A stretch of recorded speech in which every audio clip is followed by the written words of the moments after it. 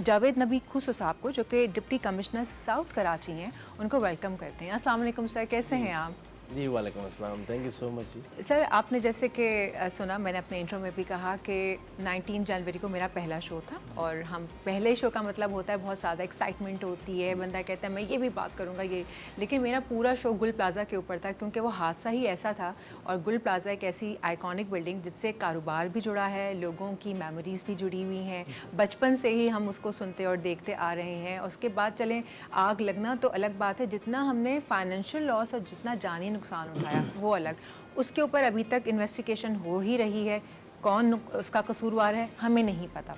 लेकिन ठीक उसके बाद हर थोड़े दिन में हम कहीं ना कहीं ये इतला मिलती है, हमें मौसूल होती है कि फ़लानी जगह आग लगी। यहाँ तक कि कल मैं आपसे कह रही थी कि कल भी एक बिल्डिंग में आग लगी। सर, कहा जा रहा है कि कराची जो है one spark away from disaster. हम सीरियसली ये आग लगने वाले मामलात को क्यों नहीं देख रहे, क्यों कोई कदम नहीं उठा पा रहे हैं? जी देखिए जी, ये जो अनफॉर्चुनेट इंसिडेंट था गोल प्लाज़ा वाला, ये वाकई में बड़ा दुखदायक इंसिडेंट था। बट ये है कि इंसिडेंट जिस तरह के जब भी होते हैं उसके बाद भी और उससे पहले भी गवर्नमेंट हमेशा अपनी लाइन ऑफ डिफेंस और अपनी हमेशा SOPs and regulation and laws already हैं हमारे पास, उन पर इन्फोर्समेंट भी होती रहती है। अगर आप इस वाक़े के बाद आपने जैसे कहा कि इस तरह के वाक़यात क्यों इतनी ज़्यादा रिपोर्ट हो रही हैं, उसकी रीज़न है कि there is some active role of the media and information जो हो रहा है वो सारा। और एक तो गवर्नमेंट एजेंसीज भी जल्दी रिस्पॉन्ड कर रही हैं। पहले इस तरह जब भी इंसिडेंट हुई हैं तो those were the isolated in nature. और अब जो है आफ्टर गुल प्लाज़ा इंसिडेंट बड़ा अफसोसनाक हादसा था, वाक़या था।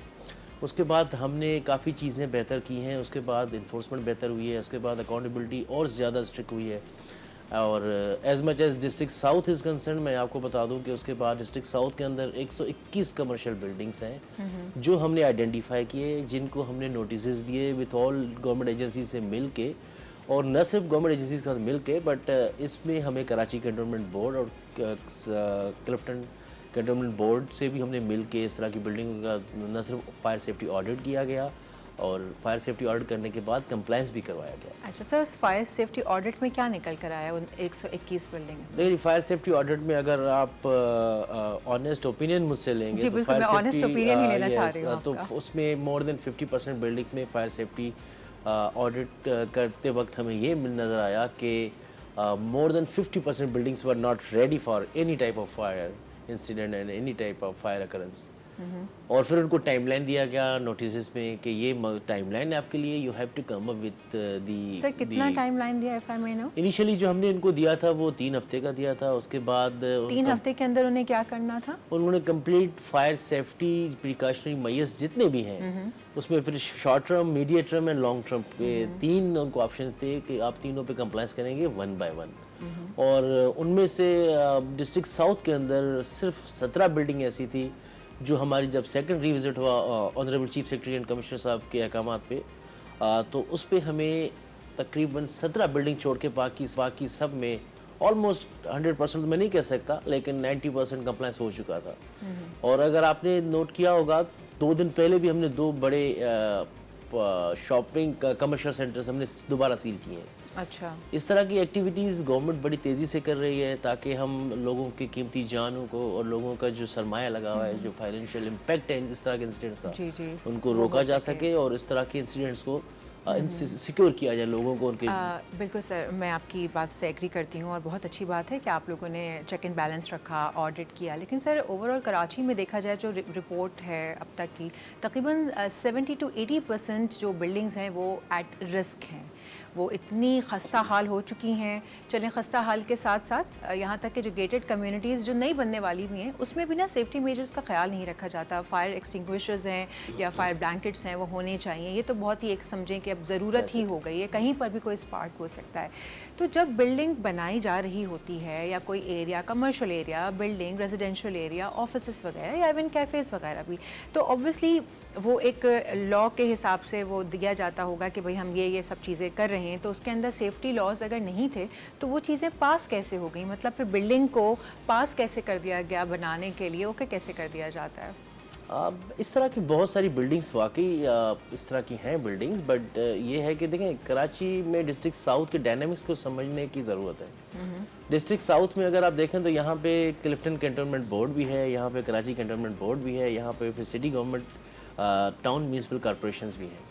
इस तरह की जितनी भी बिल्डिंग आप सही कह रहे हैं, काफ़ी ऐसी बिल्डिंग्स हैं जिनको इनिशियली अगर इस तरह की सेफ्टी मेजर्स लिए जाते तो things would have been different by now. Sir safety measures लेना तो एक अलग बात है ना, सेफ्टी मेजर्स तो बात की बात आती है, ये अप्रूवल कौन कर देता है कि सेफ्टी मेजर्स के मतलब आपने बिल्डिंग जब बनी होती है तो चेक एंड बैलेंस तो होता है ना कि जी हाँ आपने ये नक्शा अप्रूव करवाया है, ये इसमें लिखा है, ये अप्रूवल हो, आप बगैर सेफ्टी मेजर्स के अप्रूवल हो जाता है, या वो अप्रूव कर देते हैं और जो बनाने वाले हैं वो सेफ्टी मेजर्स नहीं लेते, और अगर उन्होंने नहीं लिया तो फिर बिल्डिंग को भी तो आके देखना चाहिए ना कि आपने जिस चीज़ का अप्रूवल दिया है तो आया वो सारे सेफ्टी मेजर्स, खुदा न खास्ता आग लग जाती है तो जितने लोग उसके अंदर होते हैं वो सब ख़त्म हो जाते हैं।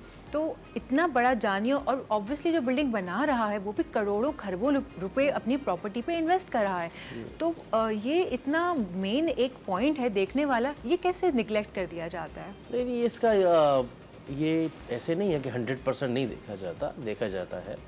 और जिस तरह इनिशियल फेज़ में हमारी सिंध बिल्डिंग कंट्रोल सर अगर अथॉरिटी देखा जाता है तो फिर 80% बिल्डिंग्स में तो सेफ्टी प्रिकॉशंस या मेजर्स ऐसे कुछ लिए ही नहीं गए, तो कौन देख रहा था जिन्होंने देखा ही नहीं ठीक तरह से? नहीं, मैं वही कह रहा हूँ ना कि देखा जाता है, उसमें काफ़ी डेफिनेटली नेग्लिजेंसेस हैं, उसमें डेफिनेटली कुछ लोग हैं इदारों के जो मुलविस होते हैं, लेकिन एट लार्ज मेरे ख्याल में देखा जाता है, ये चीज़ें अभी भी देखी जाती हैं। और आपने जैसे खुद कहा कि खस्ता हाल बिल्डिंग है, मोर देन 456 बिल्डिंग ऑलरेडी इतनी पुरानी है कि आई डोंट थिंक उस टाइम पे इतना ऐसा कोई निज़ाम था। आपने कहा कि कुछ लोग मुलव्वस होते हैं, जो मुलव्वस लोग होते हैं उनकी पकड़ धकड़ नहीं होती है? जी डेफिनेटली हुई है, लोग सस्पेंड हुए हैं, लोग नौकरियों से बर्खास्त हुए हैं, बिल्कुल हुआ है, अभी भी हुआ है, पहले भी हुआ है, होता रहा है। सर वही सवाल है, लोग सस्पेंड भी हो रहे हैं, आपने बताया कि अब हम बड़ा ऑडिट भी कर रहे हैं, बट स्टिल 80% 90% कराची की buildings including schools, residential areas, cafes, कुछ पुरानी बिल्डिंग्स भी बहुत बनी हुई हैं, एक सदी से कराची में आपको पता है बहुत पुरानी बिल्डिंग्स हैं।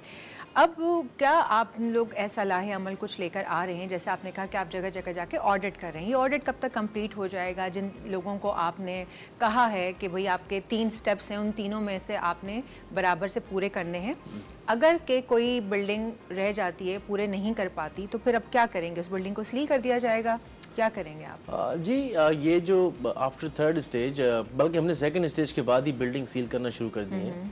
और डिस्ट्रिक्ट साउथ में अभी तक हमने 7 कमर्शियल हाई राइज बिल्डिंग्स हैं, कमर्शियल बिल्डिंग्स हैं जहाँ पे फुटफॉल बहुत ज़्यादा है लोगों का, वो हमने ऑलरेडी सील कर दिए थे। देन अगेन उनके एसोसिएशंस जितनी भी हैं बिल्डिंग्स के, they came up to our office, उन्होंने हमें कहा है और इंश्योर करवाया, और करवाया भी है, कंप्लायंस उनसे हमने करवाया भी है। और अभी भी अगर को अभी देखें, इट्स ऑनगोइंग प्रोसेस, पहले से ये प्रोसेस चल रहा था लेकिन अब इसको स्पीड अप हमने किया है। और इस ऑनगोइंग प्रोसेस में डिस्ट्रिक्ट साउथ के अंदर, जैसे मैं कह रहा था कि it's one of the oldest commercial centre of the Pakistan. अब सिंध में अगर सबसे पुराना एस्टेब्लिशमेंट हम कहें from commercial point of view, this is district south, और हालांकि कराची का सबसे पहला ज़िला था, तो उस वजह से यहाँ पे हमारे पास 1880s के भी बिल्डिंग्स हैं। बिल्कुल ऐसे है। ठीक है, तो हमारे पास एक ओल्ड हिस्टोरिक डिस्ट्रिक्ट्स भी है यहाँ पे, जैसे खरा दर है, मीठा दर है, ओल्ड सिटी एरिया है, ओल्ड टाउन है, देन अगेन ज़ैबुनिसा स्ट्रीट है, बंदर रोड, अब इमेजिना रोड है, इसके इर्द गिर्द जहाँ भी आप जाएंगे, या आई मीन ओल्ड क्लिफ्टन है, आपको पुरानी बिल्डिंगें मिलेंगी, 100 साल पुरानी बिल्डिंग है। बट इन चीज़ों को प्रोसेस में लाने के लिए, इन चीज़ों को पहले से ही जो नई जितनी भी बिल्डिंगें बन रही है उनके अंदर तो ये इंश्योर किया जा रहा है, पिछले 15-20 सालों में तो इंश्योर किया जा रहा है। But what about the 40 years back, जहाँ पे एक पुरानी बिल्डिंग बनी हुई है, रेजिडेंशियल कम कमर्शियल। मेरा सवाल यही है कि जो 40 इयर्स पुरानी बिल्डिंग बनी हुई है और अगर लोग उसके अंदर रह रहे हैं तो फिर क्या करें? लेकिन उसी पे तो अभी काम हमने किया है, उस पर काफ़ी काम कर चुके हैं। अपने गवर्नमेंट ऑफ सिंध के जो डायरेक्टिव्स आए थे हमें, उस पर काफ़ी बेहतरी आ चुकी है। अभी भी देखें बिल्डिंग बहुत ज़्यादा है, हज़ारों की तादाद में इस तरह की पुरानी बिल्डिंगें हैं, 30-40 साल पुरानी, उन पे इन्फोर्स करते हुए हमें टाइम दिया है, डेडलाइन दिया है, टाइमलाइन दी है, and through media again we are thankful to the media channels, उन्होंने हमें काफ़ी सपोर्ट किया, उन्होंने हमारा पैगाम वहाँ तक पहुँचाया है कि भाई देखें, it's a joint process, it's a joint collective will.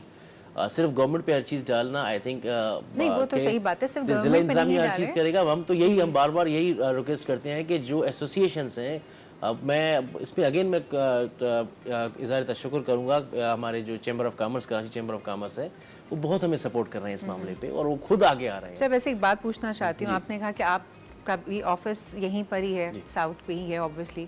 सो उसकी बिल्डिंग कितनी पुरानी है और क्या उस बिल्डिंग पे सेफ्टी मेजर्स वगैरह लिए, फायर एक्सटिंग्विशर्स वगैरह लगे हुए हैं जी, वहाँ वो बिल्डिंग न्यू बिल्डिंग है, 2021 की बिल्डिंग है and all fire safety measures are intact.